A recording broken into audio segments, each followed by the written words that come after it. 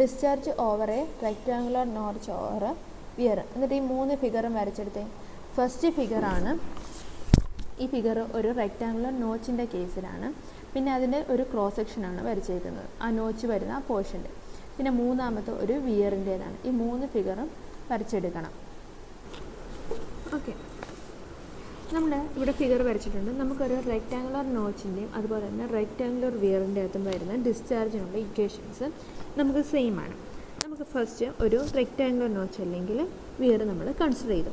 അതിൻ്റെ അകത്തൊരു ഫ്ലോ ചെയ്യുന്ന വാട്ടറിൻ്റെ head of the water over the ക്രസ്റ്റിനെയാണ് നമ്മൾ ക്യാപിറ്റൽ ലെറ്റർ എച്ച് എന്ന് വിളിക്കുന്നത്.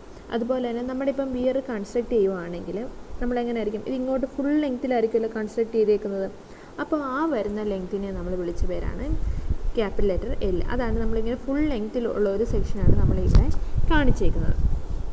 എഴുതിക്കോളൂ, എഴുതി നമുക്ക് പോവാം. Consider A rectangular notch. Consider A rectangular notch. Consider a rectangular notch or weir providing in a channel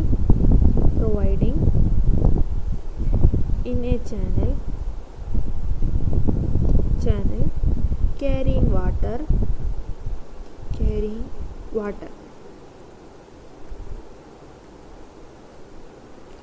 Let capital letter H with the head of water over the crust.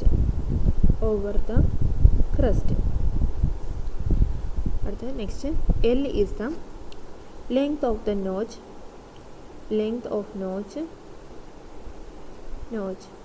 or weir. Length of notch or weir.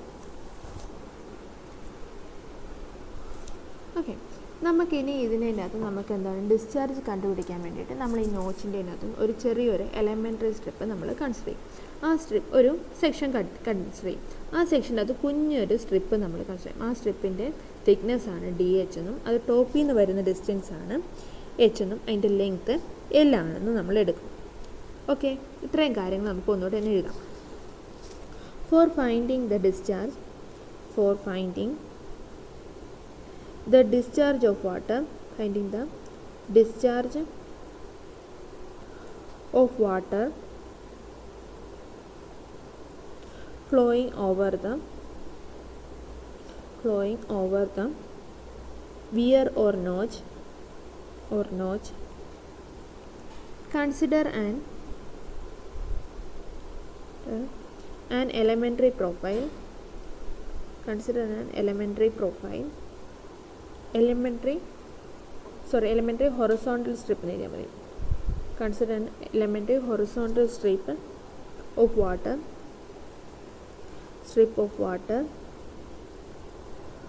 of thickness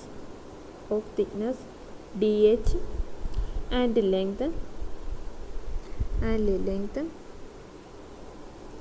L at a depth h from the free surface of water.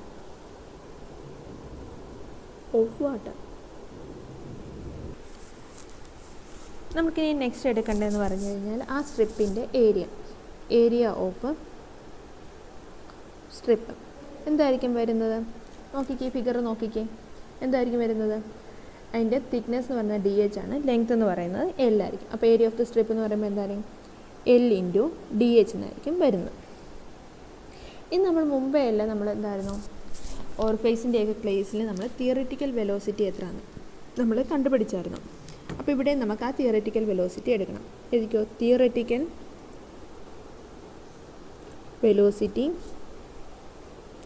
Of water flowing through the strip.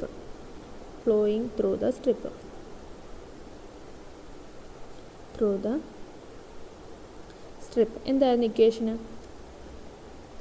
√2gh എന്നായിരിക്കും equation വരുന്നത്. Theoretical വെലോസിറ്റിയും കണ്ടുപിടിച്ചു. ഇനി അടുത്തത് നമുക്ക് discharge, ആ സ്ട്രിപ്പിൻ്റെ അകത്തുള്ള ഡിസ്ചാർജാണ്. Discharge D Q എന്ന് പറയുമ്പോൾ എന്തായിരിക്കും വരുന്നത്? എന്തായിരിക്കും? ഒരു കോഎഫിഷ്യൻ്റ് ഓഫ് ഡിസ്ചാർജ് കാണും. പിന്നെ എന്തായിരിക്കും?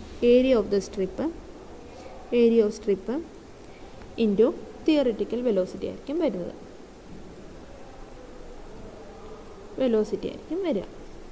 അപ്പോൾ എന്താ, നമുക്ക് ഇതിൻ്റെ എല്ലാത്തിനെയും വാല്യൂ നമുക്കറിയാം. നമുക്ക് അതിനൊക്കെ സബ്സ്റ്റിറ്റ്യൂട്ട് ചെയ്യണം. Equal to C D into area എന്ന് പറഞ്ഞാൽ length into D H into root of 2GH ഇത്രയായിരിക്കും കിട്ടുന്നത്. ഇനി നമുക്കറിയാം സി ഡി എന്ന് പറഞ്ഞാൽ കോഎഫിഷ്യൻ്റ് ഓഫ് ഡിസ്ചാർജ് ആണ്. ഇനി അത് എഴുതേണ്ട ആവശ്യമില്ലല്ലോ. അപ്പോൾ ഇനി നമുക്ക് എന്തായിരിക്കും, ആ ടോട്ടൽ ഫ്ലോയ്ക്ക് ചാനലിന് അല്ലെങ്കിൽ നോച്ച് അല്ലെങ്കിൽ വിയറിൻ്റെ അകത്തൂടെ പോകുന്ന ഡിസ്ചാർജ് എത്രയാണെന്ന് നമുക്ക് കണ്ടുപിടിക്കണം. Therefore total discharge Q for the whole notch and wear. അപ്പോൾ നമുക്ക് എങ്ങനെ കിട്ടും? നമുക്ക് ഈ ഡി ക്യൂവിനെ നമുക്ക് എന്താണ് ഇൻ്റഗ്രേറ്റ് ചെയ്ത് കഴിഞ്ഞാൽ ക്യൂ എന്ന് പറയുമ്പോൾ എന്തായിരിക്കും, ഈ ഡി ക്യൂവിനെ നമുക്ക് ഇൻ്റഗ്രേറ്റ് ചെയ്യണം. എത്രയായിരുന്നു? നമ്മളിവിടെ നോക്കിക്കേ, നമ്മുടെ ഇതിൻ്റെ ഹൈറ്റ് എന്ന് പറയുമ്പോൾ എത്രയാണ്? 0 തൊട്ട് h വരെയാണല്ലോ ഹൈറ്റ് മാറുന്നത്. അത്രയും ഹൈറ്റിൽ നമുക്ക് ഇൻ്റഗ്രേറ്റ് ചെയ്താൽ നമുക്ക് എന്തായിരിക്കും? 0 to h തൊട്ട് നമുക്ക് ഡി ക്യൂവിനെ ഇൻ്റഗ്രേറ്റ് ചെയ്യുവാണെങ്കിൽ നമുക്ക് എന്തായിരിക്കും? നമുക്ക് ടോട്ടൽ ഡിസ്ചാർജ് കിട്ടും. അപ്പം നമുക്ക് അതിൻ്റെ അത് വാല്യൂ സബ്സ്റ്റിറ്റ്യൂട്ട് ചെയ്യാം. Integral 0 to h C D into L into D H into root of 2g into H into D H എന്ന് പറഞ്ഞാൽ കിട്ടും. അപ്പോൾ ഇതിൻ്റെ കോൺസ്റ്റൻറ്റ് ടേംസ് ഏതൊക്കെയായിരുന്നു? സി ഡി കോൺസ്റ്റൻ്റ് ആണ്, എൽ കോൺസ്റ്റൻ്റ് ആണ്, റൂട്ട് ഓഫ് 2gയും കോൺസ്റ്റൻറ്റ്. ബാക്കി എന്തായിരിക്കും എന്ന്? ഡെൽ 0 to h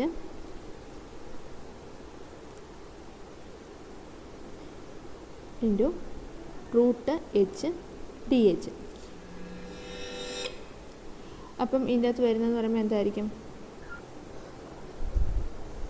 അപ്പോൾ ഇതിൻ്റെ അകത്ത് നമുക്ക് റൂട്ട് എച്ചിനെ ഇൻ്റഗ്രേറ്റ് ചെയ്യണം. അപ്പോൾ എന്തായിരിക്കും കിട്ടുന്നത്? C D into L into root of 2g into എച്ചിനെ ഇൻ്റഗ്രേറ്റ് ചെയ്യുമ്പോൾ h raise to 1/2 + 1 divided by 1/2 + 1 ഒരു ലിമിറ്റ് 0 to h. അപ്പോൾ വരുമ്പോൾ എങ്ങനെയായിരിക്കും വരുന്നത്? 1/2 + 1 എന്ന് പറയുമ്പോൾ എത്രയായിരിക്കും? 3/2 എന്നായിരിക്കും. മുകളിലോട്ട് വരുമ്പോൾ 2/3 C D into L into root of 2g into h raise to 3/2 - 0 ഇങ്ങനെയായിരിക്കും വരുന്നത്. അപ്പോൾ അതിനെ നമുക്ക് ഒന്നുകൂടെ റീഅറേഞ്ച് ചെയ്ത് എഴുതുമ്പോൾ എങ്ങനെയായിരിക്കും വരുന്നത്?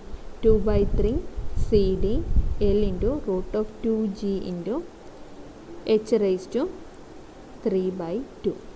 ഇമ്പോർട്ടൻ്റ് ആയിട്ടുള്ളൊരു ഇക്വേഷനാണ്. ഇതാണ്